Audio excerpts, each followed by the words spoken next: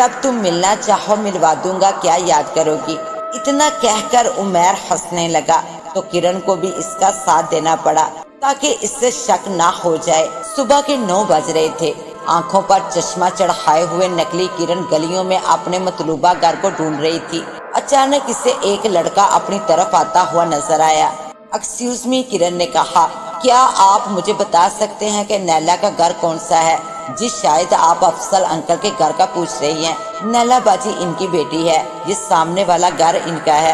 Okay thanks, کرن نے کہا اور آگے بڑھ کر دروازے پر دستک دی۔ جی آپ کون؟ دروازہ کھولنے والی لڑکی نے سوال کیا۔ جی مجھے نیلا سے ملنا ہے، کیا وہ یہیں پر رہتی ہیں؟ وہ لڑکی بولی، میں ہی نیلا ہوں۔ اوکے، کیا ہم اندر تھوڑی دیر بیٹھ کر بات کر سکتے ہیں؟ کرن نے نیلا سے پوچھا۔ نیلا ایک طرف ہٹتے ہوئے بولی، ٹھیک ہے اندر آ جائیے۔ کرن کو نیلا نے ڈرائنگ روم میں بٹھایا اور پوچھا، چائے چلے گی یا کافی؟ کرن نے چشمہ اتارتے ہوئے کہا، کچھ نہیں، بس آپ میری بات سن لیں۔ نیلا مسکراتے ہوئے بولی، ٹھیک ہے فرمائیے، میں ہمتن گوش ہوں۔ کرن نے کہا، پہلے آپ مجھے ایک بات کا جواب دیں، کیا آپ کو پیار ہوا ہے؟ الحمدللہ میں اس بیماری سے محفوظ ہوں، لیکن آپ کیوں پوچھ رہی ہیں؟ لیکن میں نے محبت کی ہے۔ کرن نے نیلا کے سوال کو نظر انداز کرتے ہوئے کہا، دل و جان سے چاہا ہے اپنے محبوب کو، اور جانتی ہو میری محبت کون ہے؟ تمہارا کلاس فیلو اور بیسٹ فرینڈ عمیر عالم۔ عشق کرتی ہوں میں اس سے، وہ میرا فرسٹ کزن ہے۔ نیلا حیرت کا شکار ہونے لگی۔ تو آپ ہیں کرن شاہ، عمیر کی کزن، لیکن عمیر اور رمشا ایک دوسرے کو بہت پسند کرتے ہیں۔ آپ کا ون سائڈ لو ان کی محبت کی تباہی کا باعث بن سکتا ہے، اور اس معاملے میں میں کیا کر سکتی ہوں؟ کرن نیلا کی بات سن کر صوفے سے اٹھی اور کرن کے پاس زمین پر آ کر بیٹھ گئی اور اس کے دونوں ہاتھ تھام لیے۔ تم میری مدد کر سکتی ہو اور میرا ساتھ دو۔ عمیر صرف اور صرف میرے ساتھ خوش رہ سکتا ہے، اسے میرا بنانے میں میری مدد کرو۔ آنسو کرن کے گالوں سے بہتے جا رہے تھے۔ کرن اپنے آنسوؤں کو صاف کرتے ہوئے اٹھی اور اپنے بیگ سے 2 لاکھ روپے نکالے اور نیلا کی گود میں رکھتے ہوئے بولی، یہ 2 لاکھ روپے ہیں، میرا کام کر دو تو 5 لاکھ اور ملیں گے۔ دیکھو عمیر رمشا سے محبت نہیں کرتا، وہ صرف وقتی کشش ہے جو وقت کے ساتھ ساتھ دم توڑ دے گی۔ وہ اس کے ساتھ خوش نہیں رہ پائے گا۔ کیا اپنے دوست کی خوشی کے لیے میری مدد نہیں کرو گی؟ اوکے، میں تمہارا ساتھ دینے کے لیے تیار ہوں، صرف عمیر کی خوشی کے لیے۔ بتاؤ مجھے کیا کرنا ہوگا؟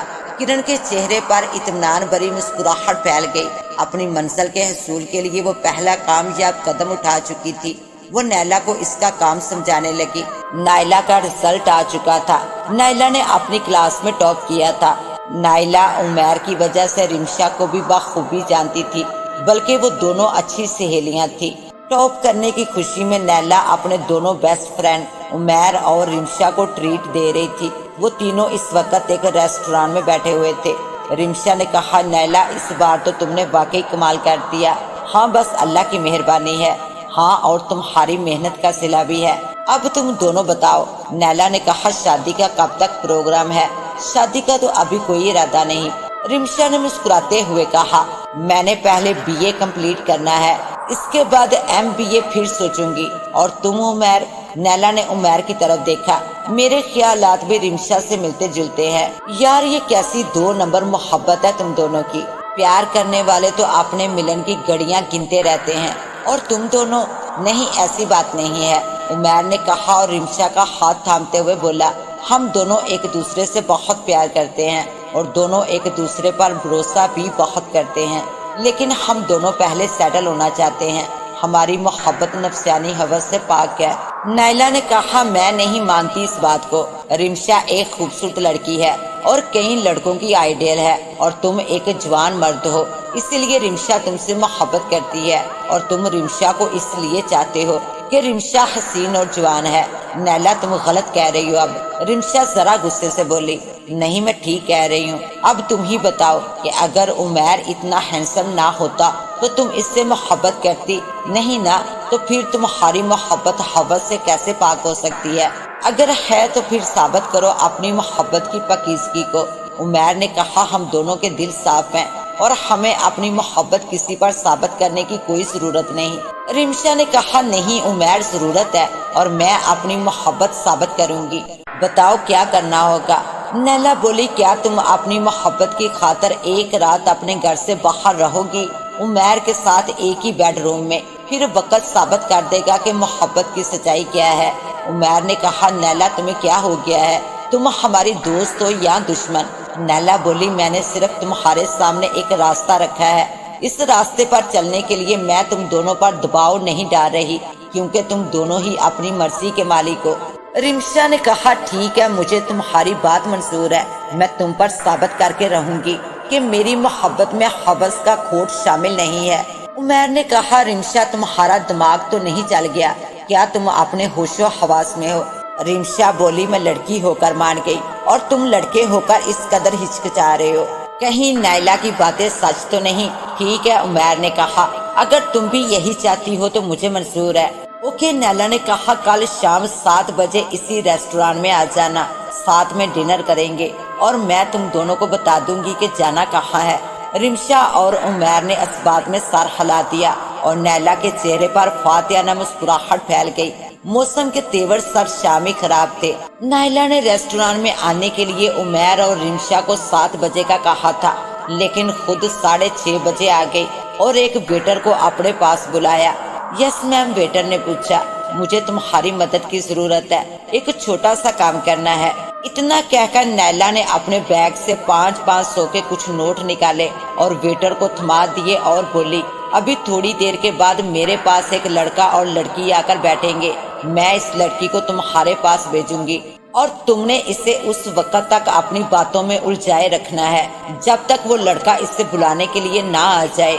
سمجھ گئے ہو نا میری بات؟ سمجھ گیا میم، آپ بے فکر ہو جائیے۔ اتنا کہہ کر ویٹر چلا گیا اور نیلا نے اپنے ہینڈ بیگ سے اپنا موبائل فون نکالا اور کرن کا نمبر ڈائل کیا۔ ہیلو نیلا، کام کہاں تک ہوا؟ کرن نے بے صبری سے پوچھا۔ 70% کام ہو گیا ہے، بس اب ان کے آنے کی دیر ہے، نیلا نے اسے بتایا۔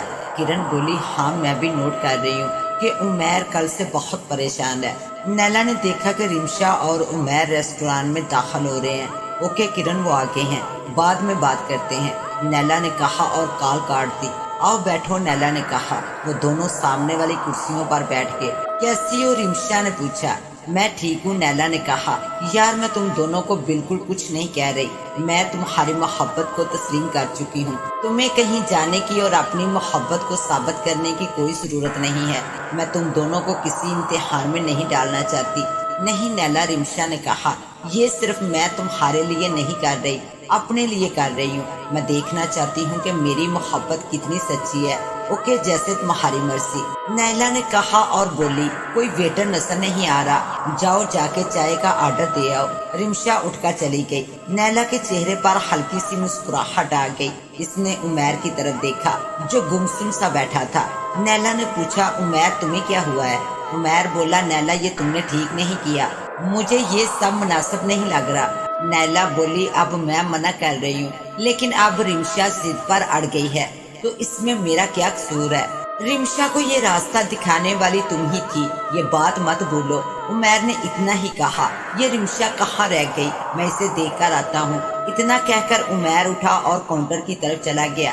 نیلا اکیلی تھی، وہ جو صورتحال پیدا کرنا چاہتی تھی وہ تو ہو گئی تھی۔ اس نے جلدی سے اپنے پرس سے ایک شیشی نکالی اور عمیر اور رمشا کی چائے میں 2 قطرے ڈال دیے۔ اتنی دیر میں عمیر اور رمشا واپس آ گئے۔ رمشا کہاں رہ گئی تھی؟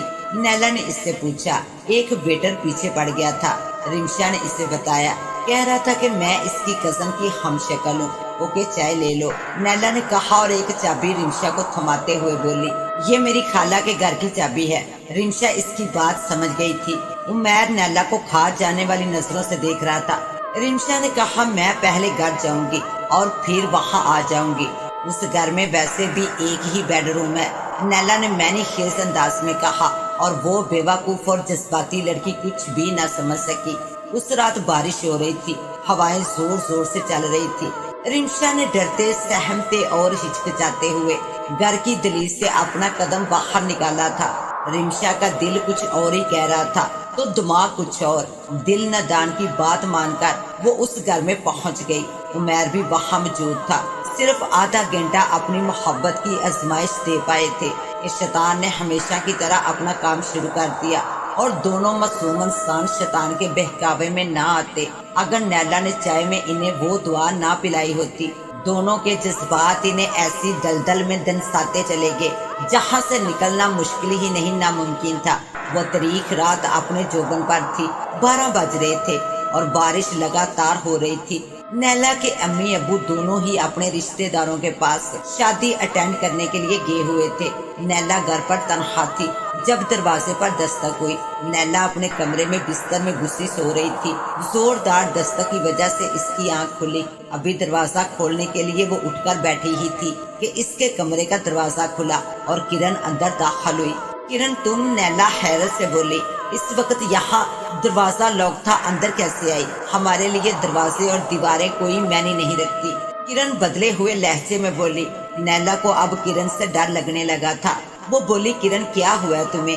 لگتا ہے اب تمہیں بتانا ہی پڑے گا کہ ہم کون ہیں۔ کرن نے اتنا کہا اور ایک دم وہ تبدیل ہو گئی۔ اب وہاں ایک حسین دوشیزہ کھڑی تھی۔ اگرچہ کرن بھی خوبصورت تھی مگر اس محجبین کے سامنے کرن کا حسن کچھ بھی نہ تھا۔ یہ کیا ہے؟ تم بدل کیسے سکتی ہو؟ نیلا اب بہت ڈر گئی تھی۔ باہر بارش کے ساتھ ساتھ آسمانی بجلیاں بھی چمکنے لگی تھی۔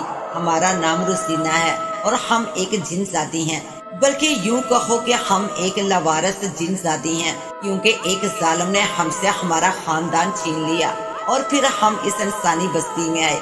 ہم نے اصلی کرن کو مار ڈالا کیونکہ وہ بھی ہمارے عمیر سے محبت کرتی تھی اور ہمارے راستے کا کانٹا تھی، اور آج ہم تمہیں ماریں گے کیونکہ تم ہمارے راز میں شریک ہو چکی ہو، اور ہم اپنا رازدار کسی آدمزاد کو نہیں بناتے۔ نیلا کا خوف کے مارے برا حال تھا۔ وہ اس لڑکی کو دیکھنے لگی جس نے سفید رنگ کا فراک نما لباس پہن رکھا تھا، کھلے ہوئے بال تھے اور چاند جیسا روشن چہرہ۔ وہ تو کسی زاویے سے چڑیل نہ لگتی تھی۔ دیکھو کرن یا روسینا، آپ جو بھی ہو، آپ کا راز میرے ساتھ قبر تک جائے گا۔ میں کسی کو کچھ نہیں بتاؤں گی۔ خدا کے لیے مجھے مت مارو، میں نے تمہاری مدد کی ہے۔ نیلا نے اپنے دونوں ہاتھ اس روسینا جن زادی کے سامنے جوڑ دیے۔ یقین کرو نیلا، جن زادی نے کہا، ہم تمہیں مارنا نہیں چاہتے لیکن اب یہ ہماری مجبوری ہے، ہمیں معاف کر دینا۔ اتنا کہہ کر جن زادی آگے بڑھی اور اپنا داہنا ہاتھ اوپر اٹھایا تو اس کے ہاتھ میں ایک تیز دھار چھرا آ گیا اور پھر اس نے نیلا کی طرف بڑھ کر نیلا کی گردن کو کاٹ ڈالا اور نیلا ہمیشہ ہمیشہ کے لیے خاموش ہو گئی۔ صبح کی ہلکی ہلکی دھوپ پھیل رہی تھی، بارش کا زور ٹوٹ گیا تھا، بادل بھی خاموش تھے۔ رو رہی تھی تو صرف رمشا رو رہی تھی، رو رو کر برا حال تھا اس کا۔ وہ محبت کے اس امتحان میں ناکام ٹھہری تھی۔ محبت کے سارے دعوے ملیا میٹ ہو چکے تھے۔ عمیر مسلسل اسے چپ کروانے کی کوشش کر رہا تھا۔ رمشا بس کرو، جو ہونا تھا وہ ہو چکا، اب رونے سے کیا حاصل؟ عمیر نے اسے سمجھایا۔ عمیر، میں کیسے اپنا سامنا کروں؟ نہیں کر سکتی۔ جب میں خود اپنا سامنا نہیں کر سکتی تو میں اس سوسائٹی کو کیسے فیس کروں گی؟ اور تو اور میں نیلا کو کیا منہ دکھاؤں گی؟ رمشا روتے ہوئے بولی۔ بس اب پچھتانے سے کوئی فائدہ نہیں ہوگا۔ آج میں ابو سے جا کر بات کرتا ہوں، انہیں بتاتا ہوں کہ میں تم سے جلد جلد شادی کرنا چاہتا ہوں۔ عمیر نے رمشا سے کہا۔ اب مجھے گھر جانا چاہیے، رمشا نے عمیر سے کہا۔ ویسے تو آج سنڈے ہے، سب سو کر لیٹ ہی اٹھیں گے، ان کے اٹھنے سے پہلے مجھے گھر پہنچنا ہوگا۔ تم گھر جا کر اپنے ابو سے ہماری شادی کی بات کرو۔ اتنے میں عمیر کا موبائل بج اٹھا۔ ہیلو، کون؟ عمیر نے پوچھا۔ کیا کہہ رہے ہیں آپ؟ وہ کہیں گے، رمشا پریشانی کے عالم میں بولی۔ تمہاری بات سچ ہے، عمیر نے کہا۔ اگر ہمارا راز کھل گیا تو پولیس ہمیں مجرم سمجھ سکتی ہے۔ سمجھداری کا تقاضا یہ ہے کہ تم اپنے گھر جاؤ اور بالکل انجان بن جاؤ۔ میں پولیس اسٹیشن چلتا ہوں کیونکہ انہوں نے صرف مجھے بلایا ہے اور اس کے بعد ابو سے ہماری شادی کی بات کرتا ہوں۔ عمیر کے ستارے گردش میں تھے۔ وہ پولیس اسٹیشن سے لوٹ کر واپس گھر جا رہا تھا۔ اس نے عقل مندی سے کام لے کر پولیس والوں کو مطمئن کر دیا تھا، لیکن دوسری طرف اپنی سب سے اچھی دوست کا دنیا سے چلے جانے کا غم تھا، تو دوسری طرف رمشا کی نظروں میں گر جانے کا دکھ بھی تھا۔ پریشانی یہ تھی کہ اس کے والد بجاہت عالم اسے رمشا کو اپنانے کی اجازت دیں گے یا نہیں، کیونکہ وہ اپنی بھتیجی کو اپنی بہو کے روپ میں دیکھنا چاہتے تھے۔ عمیر اپنے ابو کی اجازت کے بغیر کچھ بھی نہیں کرنا چاہتا تھا، کیونکہ وجاہت عالم نے بہت دکھ سہے تھے۔ پہلے اپنے بھائی اور بابی کو کھویا، اس کے بعد اپنی شریک حیات کو۔ عمیر اور کرن ہی ان کی زندگی کا محور تھے۔ کرن سے تو عمیر نے بات کر لی تھی، لیکن عمیر اپنے ابو کو ساری بات بتانے سے بہت ڈرتا تھا۔ عمیر یہ ساری باتیں سوچتا ہوا کار ڈرائیو کر رہا تھا کہ اس کا موبائل بجنے لگا۔ اسکرین پر کرن کا نام جگمگا رہا تھا۔ ہیلو کرن۔ عمیر نے کال ریسیو کی تو دوسری جانب کرن زوروں قطار رو رہی تھی۔ کیا ہوا کرن، کیوں رو رہی ہو؟ عمیر نے پریشانی سے پوچھا۔ عمیر کہاں ہیں آپ؟ خدا کے لیے جلدی ہاسپٹل آئیں، تایا جان کو ہارٹ اٹیک ہوا ہے، پلیز جلدی آئیں۔ الفاظ تھے یا ایٹم بم۔ عمیر کو یقین نہیں آ رہا تھا۔ یقین تو بہرحال کرنا ہی تھا، نہ جانے کیوں تقدیر امتحان پر امتحان لے رہی تھی۔ ان کی حالت اب خطرے سے باہر تو ہے اور آپ ان سے مل بھی سکتے ہیں، لیکن یاد رہے کہ کوئی بھی بات ان کے مزاج کے خلاف نہیں ہونی چاہیے، ورنہ اگلا اٹیک جان لیوا ثابت ہو سکتا ہے، ڈاکٹر نے کہا اور چلا گیا۔ عمیر کو ہاسپٹل میں آج دوسرا دن تھا۔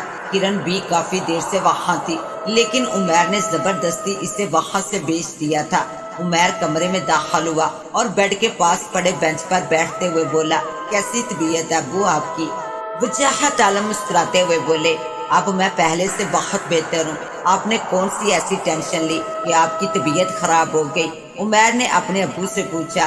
بس بیٹا یہ تو عمر کا تقاضا ہے، وجاہت عالم بولے، اصل میں بزنس میں کچھ نقصان ہو گیا اور اب جب سے مجھے ہارٹ اٹیک آیا ہے تو پتا چلا کہ زندگی کا کوئی بھروسہ نہیں ہے، بہت فکر مند ہوں بیٹا۔